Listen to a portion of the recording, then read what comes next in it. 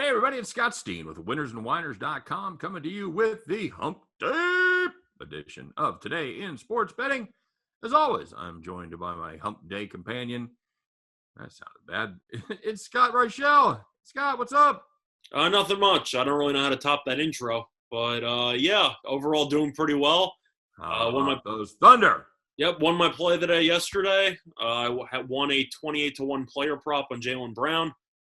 So he did me a solid, and yet I feel like my entire evening was ruined because my Thunder call went right down the tubes thanks to the Boston Celtics benching every single person that they had besides Jaylen Brown. I don't know what's worse, losing to the Thunder or losing to a team that had 25 assists and 27 turnovers. 27 turnovers. How do you lose?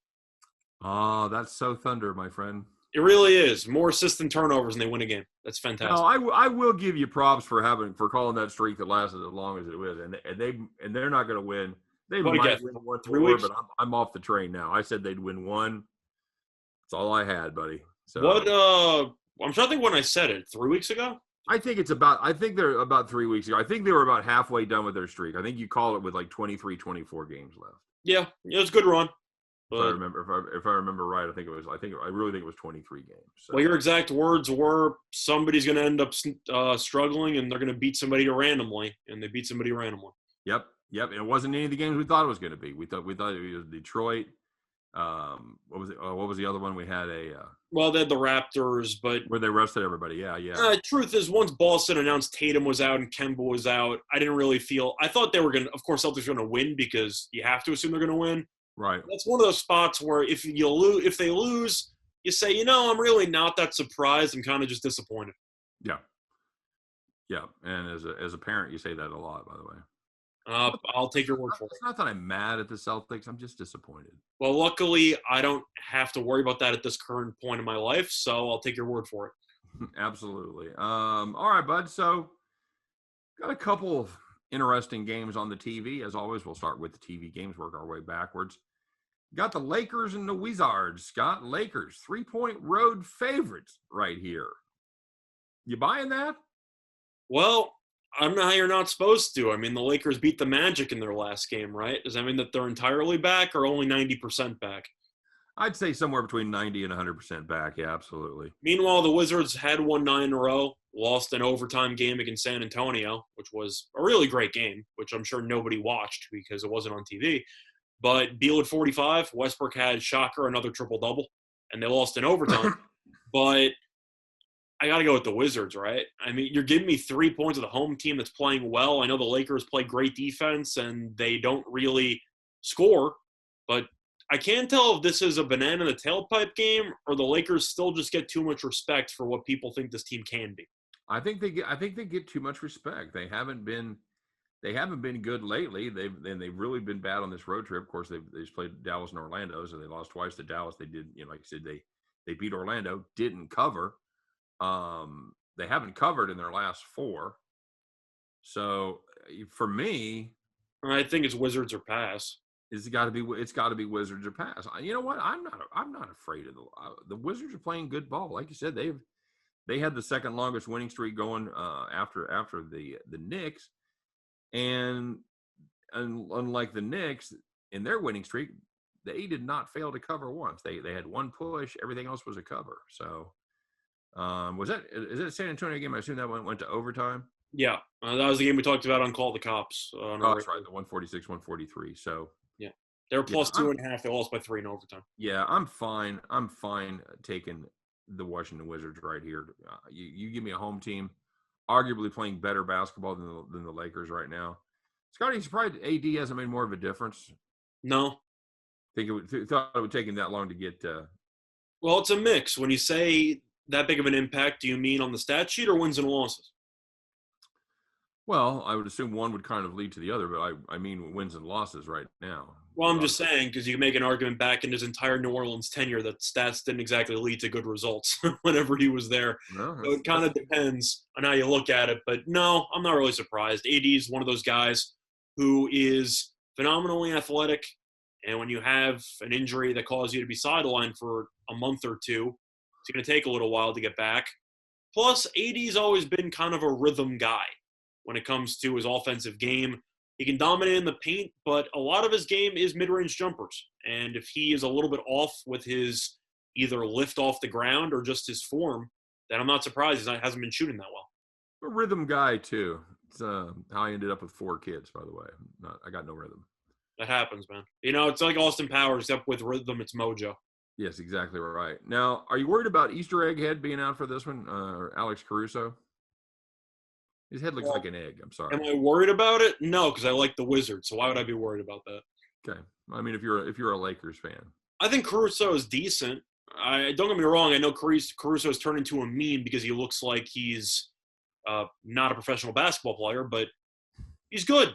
He's not like a superstar or anything like that, but I think he's a pretty good role player.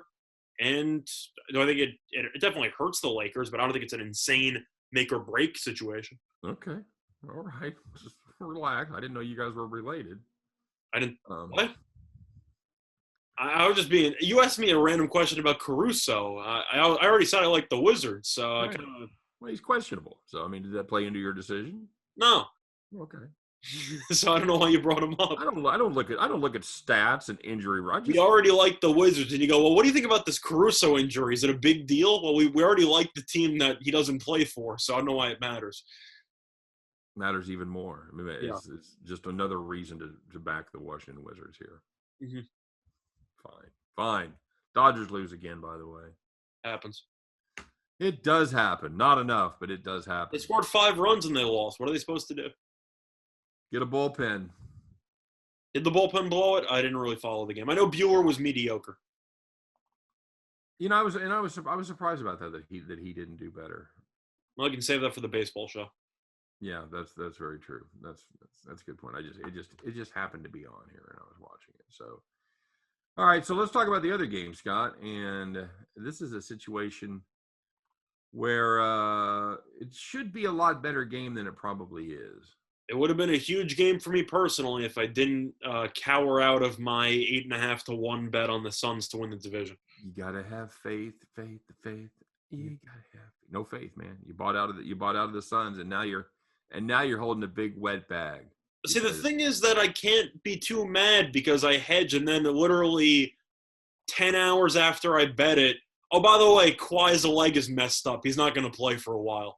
Like, I kind of wish you told me that about, I don't know, 10 hours prior. That would have been good to know. Of course, we are talking about the Clippers and the Suns. Clippers 3.5-point road doggies right here. I don't want to summarize the entire division in one game. Doesn't it feel like whoever wins this game is probably going to win the division?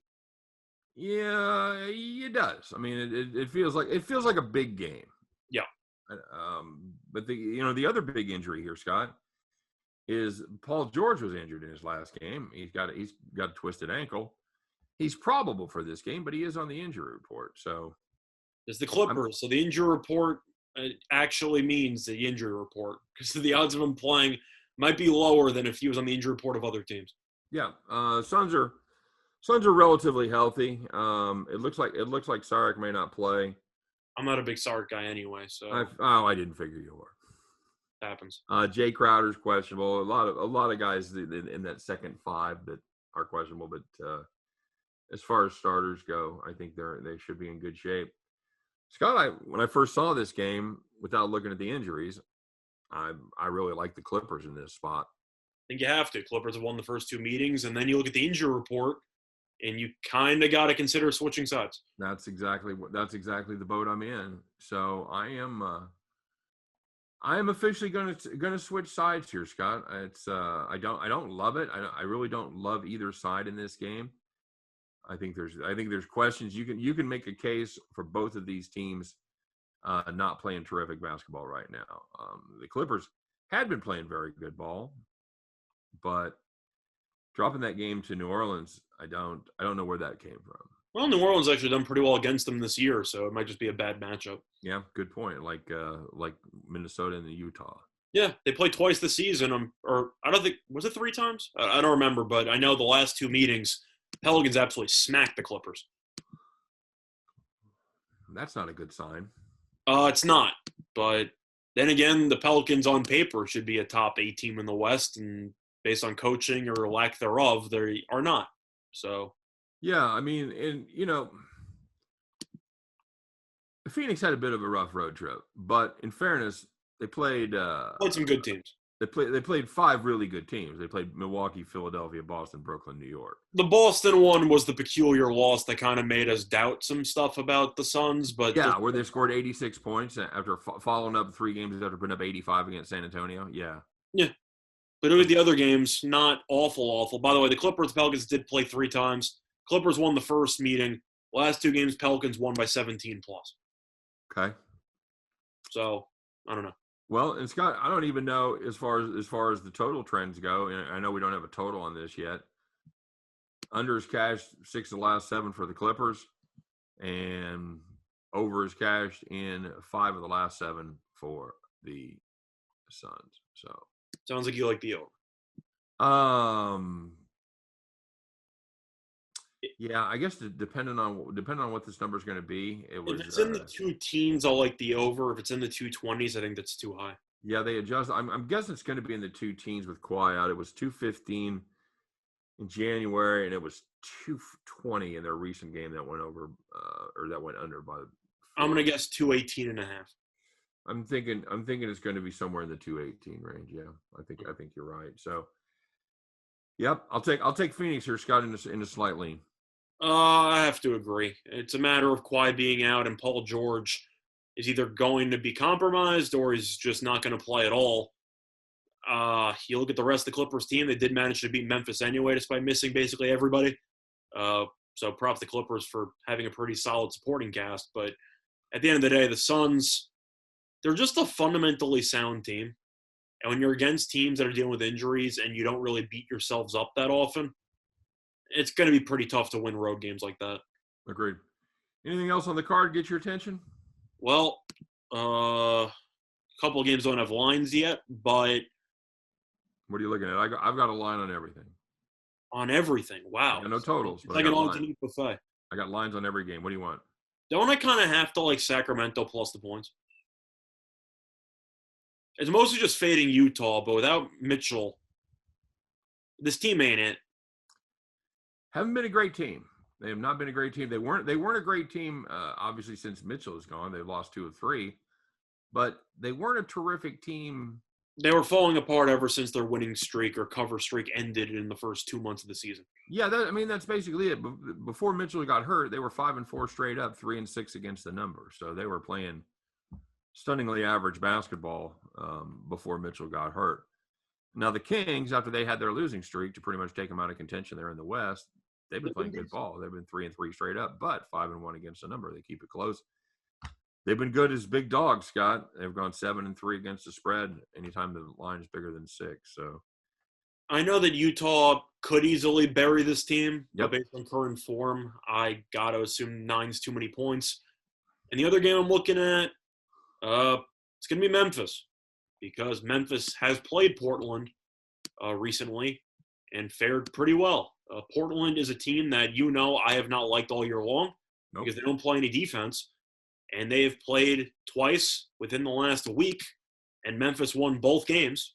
First game was in Portland. Grizzlies won by 2. Second game was the next game after, 2 days later, and the Grizzlies won that game on the road by 7. Now they're going back to Memphis. Portland has lost a lot of games in a row. This team kind of stinks. Am I being too harsh, or is that pretty accurate? Oh, they beat Indiana yesterday. But before that game, they had lost, I believe it was 6 in a row. 5 straight, 7 of 8. Yeah, so it's 5 in a row. They ended up beating Indiana yesterday, so props to them for beating up an Indiana team that is pretty awful without all its best players.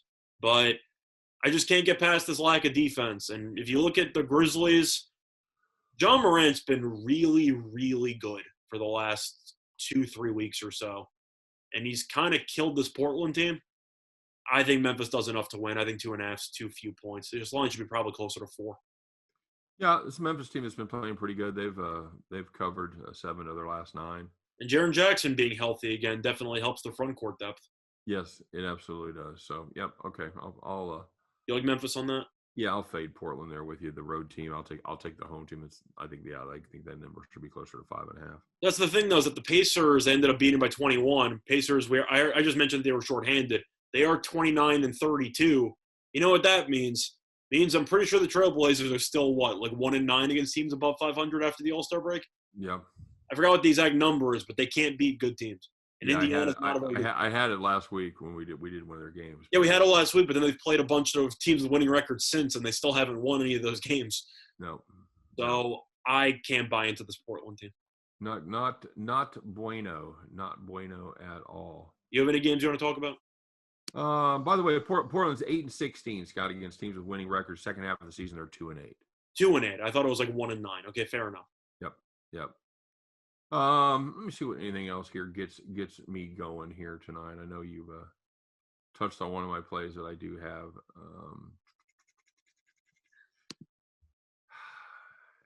How do you not fade Orlando, Scott? You can fade Orlando, just not team total unders. Yeah. Oh, that's true. But I think the main reason why you don't want to is because you're afraid if Kevin Love's going to slap an inbound pass to Orlando for 3. This is an Orlando team that's just and Ross is doubtful, Porter's questionable, Ennis is questionable, Carter Williams is questionable. Team stinks. Yeah, not good either. Sexton may sit, but I think I have to like the under in that game. Yeah, I don't hate that, and I'll play Cleveland as well. I'll play Cleveland to cover the 2. That's fair. You think Love gets any punishment for what happened, or the punishment is playing for Cleveland? I think that's punishment enough, don't you? I think it should be. Yeah, I agree. And he's getting paid $30 million per year, so you don't feel as bad. But Cleveland is not exactly a fun place to be for the entire year. No, not at all. So, as always, guys, if you're looking for more information on these games or any other games, just don't forget to stop by and check out winnersandwhiners.com. Deep dives into every game every single day. It is the #1 site in the world for predictive sports analysis. Best part about it, always free. So make sure you stop by and check out winnersandwhiners.com. And for myself, for Scott Reichel, for all of us at winnersandwhiners.com, we wish you guys nothing but the best today. Hope every one of those tickets in your pocket turns into cash money back at the window, all right? You guys take care. Again, thanks for watching. Don't forget to like and subscribe. We'll see you around the corner on the baseball version of Today in Sports Betting. Take care, everybody.